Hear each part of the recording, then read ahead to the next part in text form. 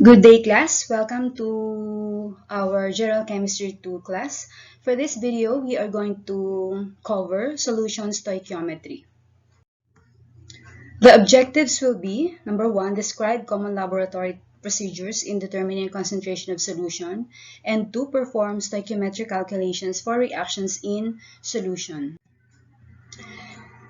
First, let us define solution stoichiometry. Solution stoichiometry is the stoichiometry related to chemistry of solution. So when we apply the concepts and techniques in doing stoichiometric calculations in solutions, then we are dealing with solution stoichiometry. Okay, let's first identify the different types of chemical reaction in solution. Number 1 is precipitation reaction. This reaction results in the formation of an insoluble product or precipitate. You can imagine here mixing two liquids together and then a solid forms. So para itong nagmix ka ng dalawang liquids tapos biglang may namuo. So in simple terms, yung pamumuo, when you mix two liquids, you call that process precipitation. So in layman's term, nagmix ka ng mga liquids tapos biglang may namuo. That namuong substance scientifically is called a precipitate. We have here some examples. Number 1 is the precipitation of nickel hydroxide from mixing two aqueous solutions, nickel chloride and sodium hydroxide. Another is the formation of ferric hydroxide from mixing aqueous solutions, sodium hydroxide and ferric nitrate. So yung namuo na parang reddish substance, you call that precipitate. That has the chemical formula Fe quantity OH sub 3. And another one, the formation of calcium carbonate precipitate or solid from the mixture of sodium carbonate and calcium chloride. We have here a balanced chemical equation for certain precipitation reaction. So to interpret, we have 1 mole of lead 2 nitrate, aqueous, reacting with 2 moles of aqueous potassium iodide to form solid or precipitate lead iodide and 2 moles of 1 mole of the solid or precipitate lead iodide and 2 moles of aqueous potassium nitrate. So this is the complete balanced chemical equation for this precipitation reaction.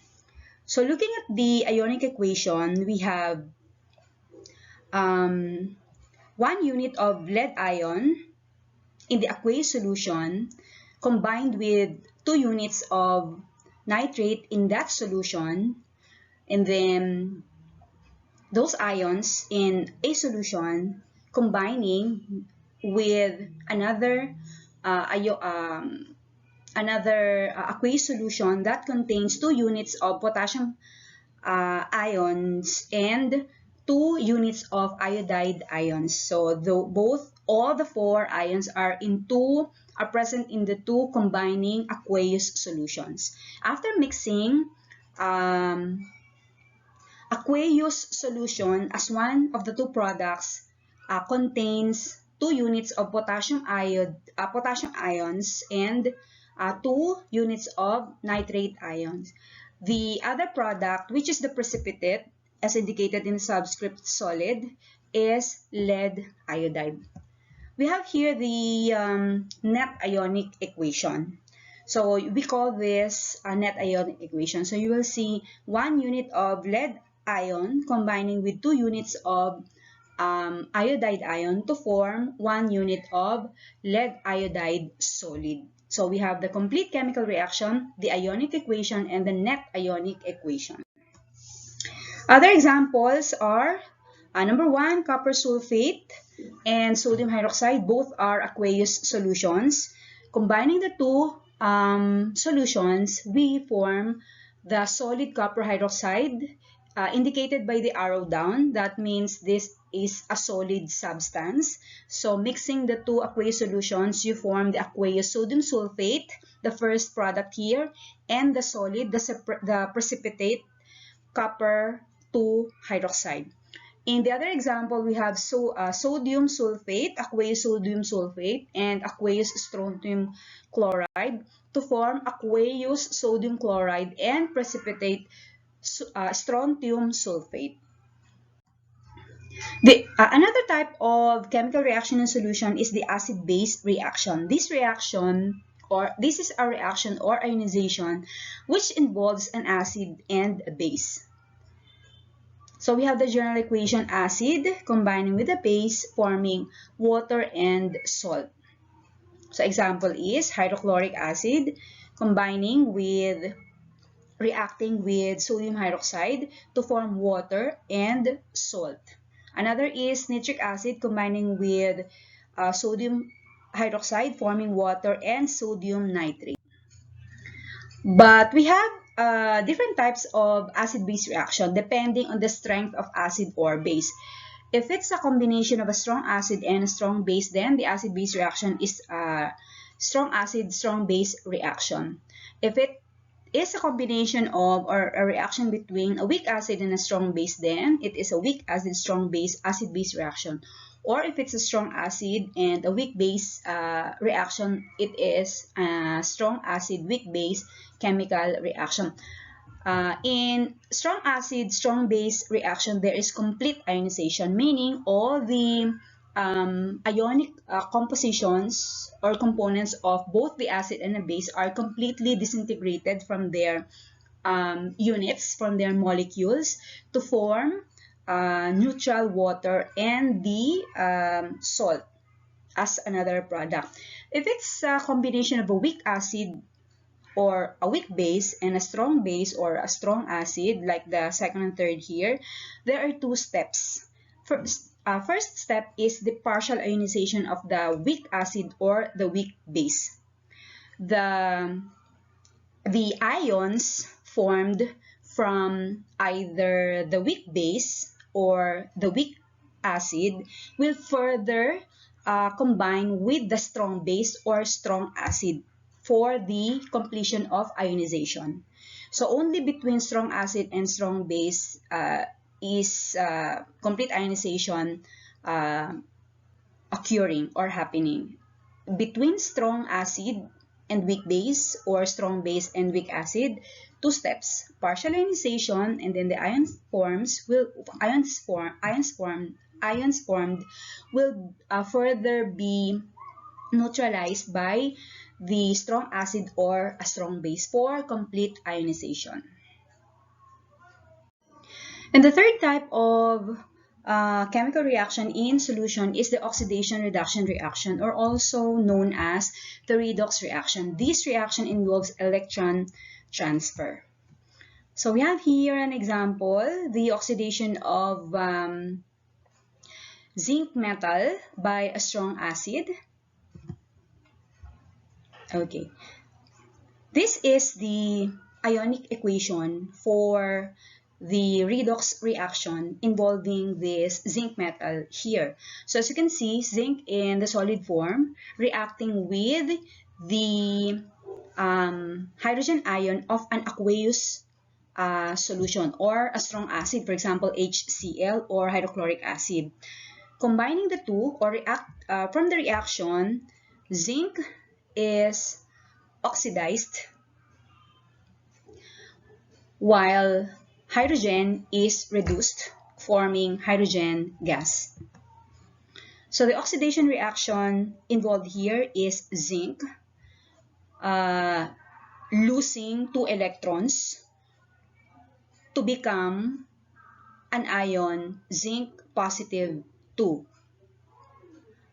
The reduction reaction involved in this particular redox reaction is 2 units of hydrogen ions are gaining a total of 2 electrons. Since we have 2 units of hydrogen ions, each of which accepts 1 electrons or gain electrons, and therefore for a total of 2 electrons. So this results to formation of hydrogen gas. So during the reaction, hydrogen gas is evolved here as zinc is being oxidized, hydrogen gas is being evolved or evolving from the reaction. So again, oxidation reduction reaction involves electron transfer as one of the components or one of the reacting substances will undergo oxidation, which is a result of loss of electrons, and reduction, which is a result of gain of electrons. We will have a separate lesson on this as we go to the last part of Gen Chem 2.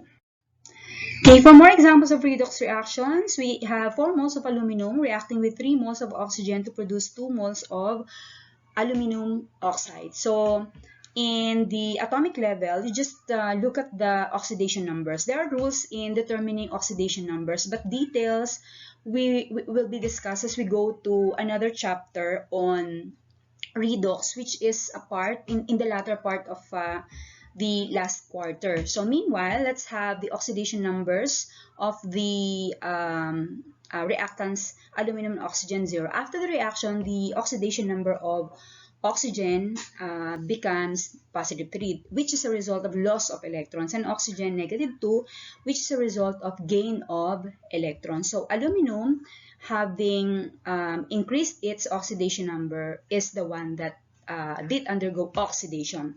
Oxygen, on the other hand, having gained electrons, is the one that underwent reduction. We also balance electrically the redox reaction. So what we balance here is the number of lost electrons and gained electrons. But again, details will be discussed as we go to the chapter on redox reaction. Another example is below. We have 2 moles of copper sulfate reacting with 4 moles of potassium iodide to form 2 moles of copper 1 iodide, iodine molecule or gas, and 2 moles of potassium sulfate. So which is oxidized, which is reduced here?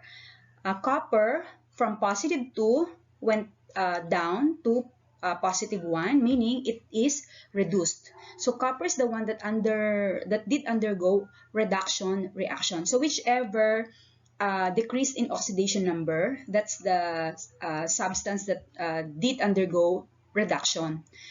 On the other hand, iodine from negative 1, it went up to 0, meaning the oxidation increased from negative 1 to 0. So since it increased in oxidation number, iodine is the one that did undergo oxidation reaction in this particular redox reaction. So that's how you identify the substance oxidized or reduced in a redox reaction. Let's now have the 2 common types of solution stoichiometry. Number 1 is the gravimetric analysis. This is an analytical technique that is based on the measurement of mass. For example, a 0.5662 gram sample of an ionic compound containing chloride ions and an unknown metal is dissolved in water and treated with an excess of silver nitrate.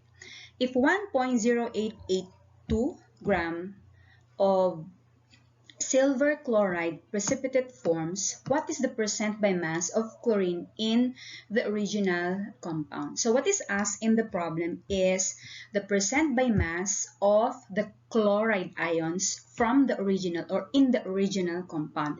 The original compound is given with the amount of 0.5662 grams. The mass of precipitate formed is 1.0882 grams. So those are the given and asked in the problem. Let's begin with step 1. Step 1 is to determine the percent by mass of chlorine in silver chloride. So this is topic was discussed in your General Chemistry 1, wherein to get the percent by mass of an element in a compound, you divide the atomic mass or the total mass of that element in the compound divided by the formula mass of the whole compound, and then you multiply by 100, canceling the unit grams. So in this case, The precipitate that we have is silver chloride, which contains the uh, silver chloride, which contains the chloride ions. So let's get first the percent by mass of chlorine in silver chloride. So to do that, 35.45 gram is the atomic mass of chlorine. You can take a look at the periodic table to get the atomic mass of an element. In two decimal places, we have 35.45 gram. And then you divide that by the total mass of all the atoms present in silver chloride. So total mass of atoms in silver chloride is also the molar mass of the substance. So since the ratio of atoms of silver to chlorine is 1:1, we just get the atomic numbers of the two, atomic masses of the two, and then add them. So 35.45 gram of chlorine plus around 107 point something silver, that will give you a total of mass of 143.4, and then multiply the ratio by 100%. We cancel first the grams, and then we divide 35.45 by 143.4, and then we multiply by 100. The answer is 24.72%. So how do we interpret that? In any sample of silver chloride, it's always 24.72% for chlorine. So it's always 24.72% chlorine present in any sample of silver chloride. Step 2, calculate the mass of chlorine in the given mass of silver chloride precipitate. The mass of silver chloride precipitate is given at 1.0882 grams in the problem. So what is 24.72% of that mass of precipitate? So to do that, to calculate that, we substitute here the given mass of the precipitate, which is 1.0882 gram. Multiply that by the percent of chlorine in silver chloride that we have calculated in step 1. 24.72 removing percent is equal to 0.2472. Multiply 1.0882 gram by 0.2472, we get 0.2690 gram. So this is the mass of chlorine in our 1.0882 gram of silver chloride precipitate. And step 3, calculate the percent by mass of chlorine in the original compound. The original mass of the compound is 0.5662 grams. After calculating in number 2 the amount of chlorine present in our precipitate, we are now ready to determine the percent of chlorine present in the original sample.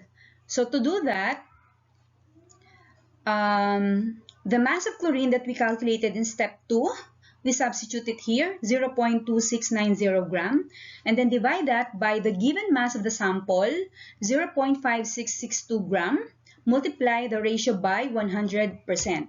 We cancel gram. We divide 0.2690 by 0.5662. Multiply the answer by 100%, we get 47.51%. So this means that from 0.5662 gram sample of that ionic compound, there is 47.51% of chlorine. So that's one example of stoichiometric calculation in solution. In the using the gravimetric technique. The other type of solution stoichiometry is the acid-base titration. This is a technique that makes use of a solution of known concentration to determine the concentration of a substance in an unknown solution. This is the typical setup of titration process undertaken in a typical laboratory. So you will see the different laboratory apparatuses. One is the iron stand with an iron clamp supporting a glass apparatus called, this is a base burette. We have two types of burette, the acid burette and the base burette. So depending on which of the two are you are going to fill it with. So in this case, this is sodium hydroxide that is filled, that the burette is filled with. So this is definitely a base burette because sodium hydroxide is a base. Another apparatus is the Erlenmeyer flask. The Erlenmeyer flask is where we put the substance to be whose concentration, that contains a certain component that we need to determine the concentration. Okay, so we put the solution of unknown concentration in the Erlenmeyer flask. We call that the analyte. And then we put the solution whose concentration is known or standard solution in the burette. We call that titrant. To help us determine the concentration of that particular component in that particular solution, for example, vinegar. Vinegar contains acetic acid. If we want to determine the concentration of acetic acid in vinegar, we do titration. We make use of a standard solution. In this case, sodium hydroxide. Its concentration is known. So we call that standard solution our titrant. Vinegar is normally containing 4.5% acetic acid. Kaya lang, may mga issues na I'm not sure if you heard this years ago about this synthetic vinegar. Tapos may mga issues din na yung mga acetic acid content ng mga nabibili sa mga market, sa mga wet market, ay mas mataas kaysa sa concentration set, standard concentration set by the FDA, which is around 4.5. Sabi nga may umaabot pa ng 25% acetic acid, kaya ganun kaasim, no? Na konti lang, maasim na. Which is not good to our health. So if you want to determine the concentration of that particular vinegar, the acetic acid concentration in that vinegar, then you do titration.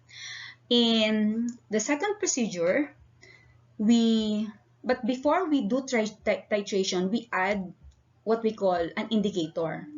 The common indicator used in the laboratory in doing titration is the phenolphthalein. This will provide us or help us determine or come up with the endpoint. The endpoint is at which the acid component in a solution has been neutralized by the standard solution. So the endpoint is indicated by change in color. Vinegar is white or colorless to white in color. So doing titration, completion of titration or neutralization reaction needs to be indicated by change in color and with the help of certain indicators like what I've said, phenolphthalein.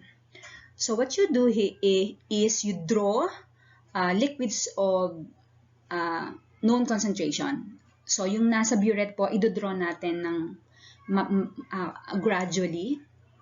Kasi hindi pwede ma-over-titrate. When we were in college, we do titration process several times kasi hindi pwede ma-over-titrate. Kasi yun yung nagkukos ng inaccuracy sa aming results. So, yung pinaka-pale, pink, ang mag-i-indicate na titration has been completed, that the acid has been neutralized or base has been neutralized by the acid or base. Kasi pwede itong baliktad. Pwedeng yung base yung inu-neutralize mo or i-determine mo yung concentration sa solution tapos ang titrant mo ay acid. Pwedeng baliktad sila. Okay?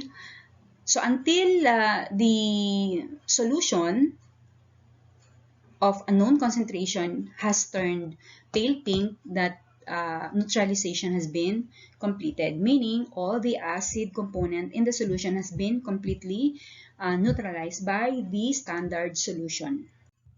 This is the molecular picture of the process, titration process. So we have here certain amount of acid in the solution, and then in the middle, we are halfway through titration. Notice hindi pa complete yung titration. Not all acid components of the solution has been neutralized by the base that you are drawing from the burette. In the third, the endpoint has been identified or determined by liquid turning to permanently to pale pink. So, pag sa laboratory, when you go to college, you might do this if your course is related to chemistry. So, pag nag-pale pink na siya, ibig sabihin, complete na yung acid-base titration ninyo. Okay, moving on. Again, solution stoichiometry is stoichiometry related to chemistry of solution. Let's have some problems. Number 1, nitric acid reacts with sodium hydroxide in a solution to give sodium nitrate and water. How many moles of water are formed when 25 ml of 0.1 molar nitric acid completely reacts with sodium hydroxide? So the chemical equation corresponding na the acid-base reaction here is 1 mole of nitric acid reacts with 1 mole of sodium hydroxide to form 1 mole of sodium nitrate and 1 mole of water. The concentration unit used here is molarity. To recall, molarity is equal to the mole of solute divided by volume in liter of a solution. If you want to derive liter, then you just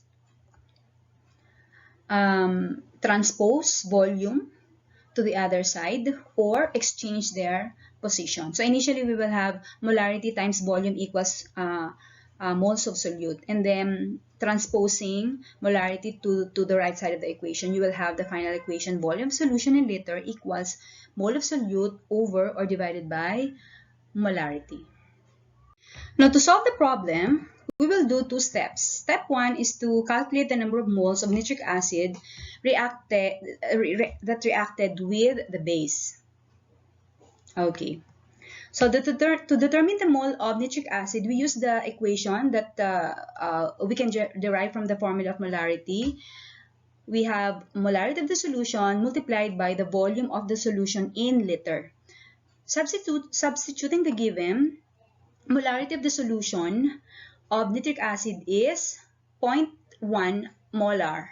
So 0.1 molar is the same as 0.1 mole per liter. Molar unit is equal to mole per liter. And then we multiply by the given volume of the solution, which is 25 ml. 25 ml must be first converted to liter before it will be substituted to our equation. So 25 ml is equal to 0.025 liter. Cancel the denominator liter, we will have the unit mole left in the equation. Multiplying 0.1 by 0.025, we will get 0.025 mole. Step 2, we calculate the number of moles of water formed from the reaction. So to determine the moles of water, we substitute the mole of nitric acid that we have calculated in step 1, that is 0.025 mole of nitric acid. And then we multiply this by the ratio of mole of water to mole of nitric acid, which can be taken from the balanced chemical equation. The ratio of nitric acid, mole ratio of nitric acid to water is 1:1. So we will have to multiply the mole of nitric acid that we calculated from step 1, that we determined from step 1, by the mole fraction of water to nitric acid, and then we cancel mole of nitric acid numerator and mole of nitric acid denominator. We will have mole of water left in the equation, and doing the operation 0.025 times 1 divided by 1, we get 0.025 mole. So we have answered the question, how many moles of water are formed when 25 ml of 0.1 1 molar nitric acid completely reacts with sodium hydroxide. So 0.025 mole of water will be formed when 25 ml of 0.5 molar nitric acid completely reacts with the amount of sodium hydroxide. Another example, in a titration experiment, a student finds that 23.25 rather 5 ml of a sodium hydroxide solution are needed to neutralize 0.547 gram of potassium hydrogen phthalate, which is composed of 8 carbon atoms, 5 hydrogen atoms, 1 potassium atom, and 4 oxygen atoms. What is the concentration in molarity of the sodium hydroxide solution? So we are given here the volume of sodium hydroxide solution, which is 23.5. Since we are looking for concentration of sodium hydroxide in molarity, we need to convert this to liter. 23.5 milliliter is equal to 0.0235 liters. And then the given mass of phthalate or potassium hydrogen phthalate is 0.547 gram. Step 1 is to calculate the number of moles of the phthalate consumed in titration. So the amount of phthalate needed to neutralize 23.5 milliliter of sodium hydroxide is 0.547. So we first get the equivalent of 0.547 gram of phthalate to mole of phthalate. So we use the equation 0.547 gram of phthalate, KHP, times the molar mass of the ratio of the mole of KHP to molar mass of KHP. So this one gives us the conversion factor is the ratio of 1 mole of potassium hydrogen phthalate to its molar mass. The molar mass is 204 gram. This is calculated from the total mass of all the atoms present in the potassium hydrogen phthalate, which is 8 carbon, 5 hydrogen, 1 potassium, and 4 oxygen that I have mentioned, and you can see here in the problem. We cancel gram, and then dividing 0.547 by 204, we get 0.00267 mole of KHP. Step 2, we now calculate the number of the molarity of sodium hydroxide solution.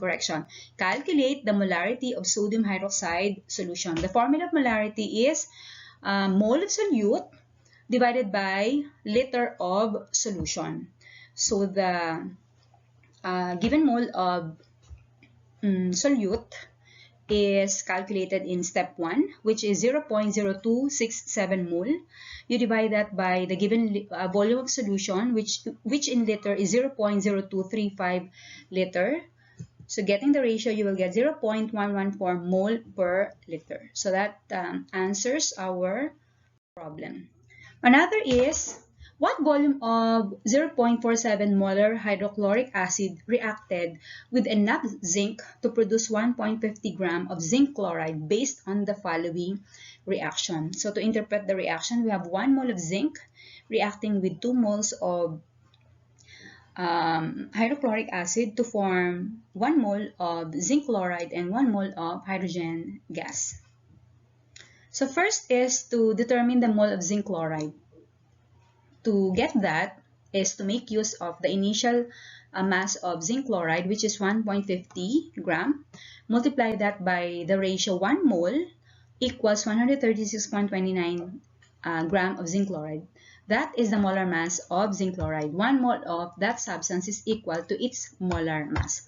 Cancelling the unit gram of zinc chloride between numerator and denominator, we have mole left for zinc chloride. 1.50 divided by 136.29 will give us 0.0110 mole of zinc chloride. Step 2 is to determine the mole of hydrogen chloride. So the mole of zinc chloride from our step 1 calculation, 0.0110 mole of zinc chloride, will be substituted here and then multiplied by the mole-mole ratio, which will be taken from the balanced equation. From the balanced equation, the number of moles of hydrochloric acid is 2. So 2 moles over 1 mole of zinc chloride in the equation. Cancelling mole of zinc chloride between numerator and denominator, we will have mole of hydrochloric acid left as the unit. And then doing the operation, 0.0110 times 2 divided by 1, we get 0.0220 mole of hydrogen chloride. And in the last step, we have to consider the formula for molarity. Again, molarity is mole of solute over liter of solution. So if we need volume of solution, then we need to derive volume in liter of solution as mole of solute over or divided by molarity. And then substituting the